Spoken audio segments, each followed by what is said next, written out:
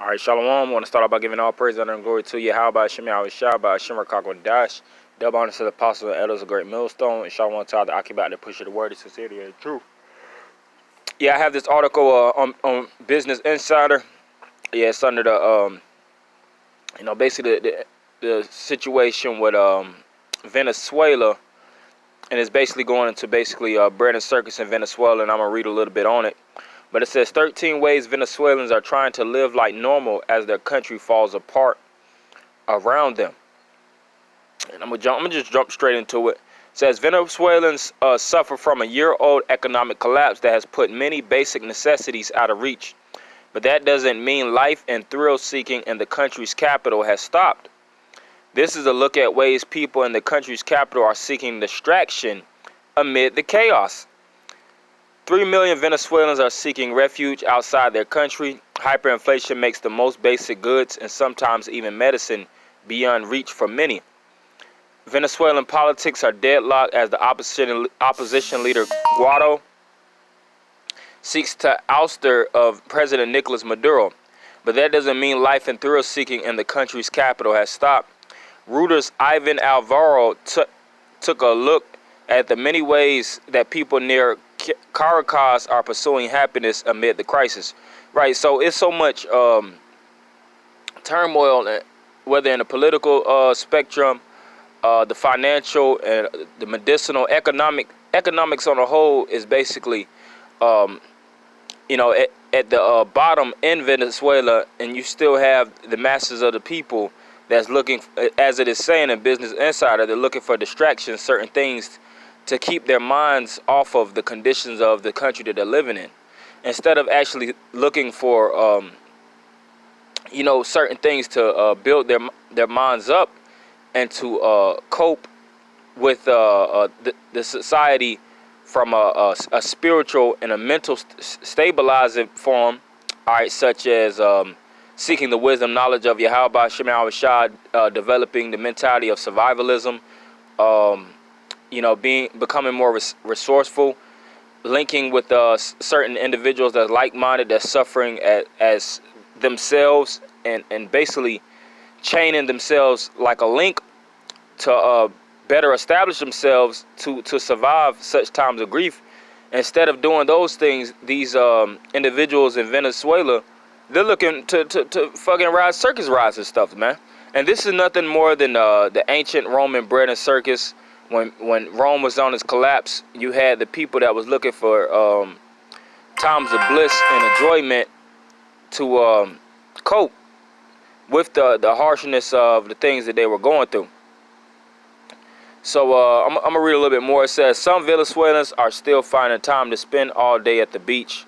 Right, so you got individuals going to the beach and things of that nature. I'm going to continue on. Amusement parks are still a popular destination for children and adults seeking a distraction. Right, so you have the children and the adults looking for a distraction in these amusement parks because they know that their country is basically going to shit, for lack of a better term, And the term distraction, when you look it up, this is the takeaway and traction. The track is the is basically a road or a guidance to whatever you're trying to go to, a destination. So they're trying to basically get distracted so that they don't have to focus on all the turmoil and all the hell that's going on in the country. When Venezuela was suffering a power outage, they were suffering a lot of things in this society, and like I said, this really shows you the bulk of the mentality of how these different Americans how they're gonna react in times of grief. You actually watched that on the newest Purge. When the Purge was going down, you seen the masses of the people partying and bullshit, and they were basically led as sheep to the slaughter. When there was basically getting corralled up in large units, that's when the drones and certain people were getting killed off in droves, because that was an easy way to catch the masses of the people, right? So even in that time, you're still going to see, and when America falls, you're still going to see these different entertainment rings still going on.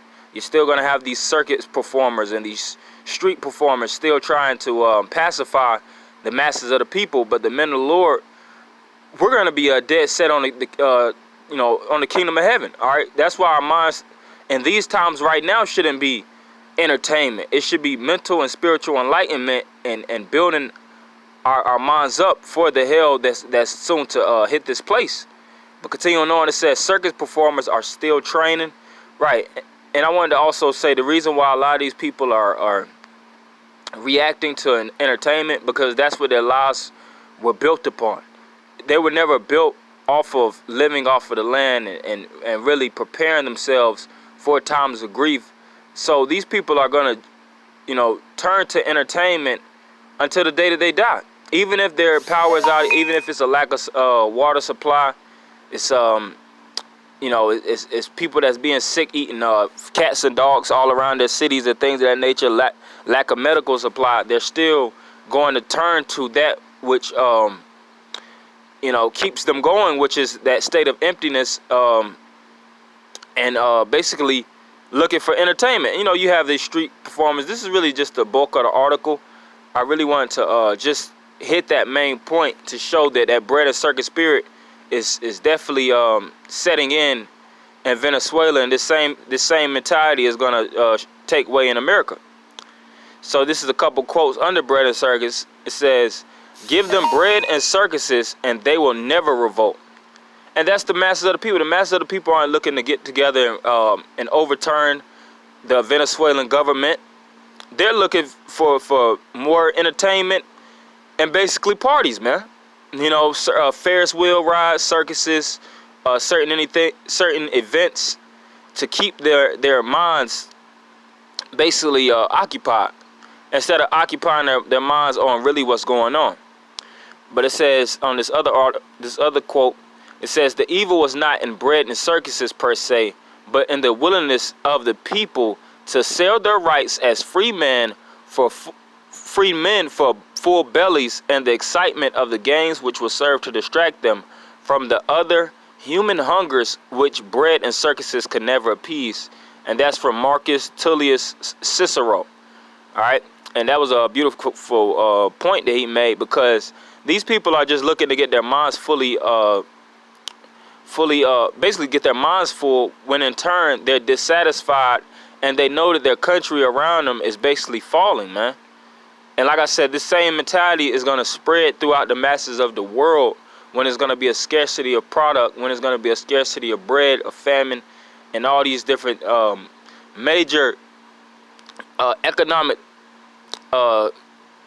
these crucial economic times hit America and these other countries. That's how the masses of the people are going to react.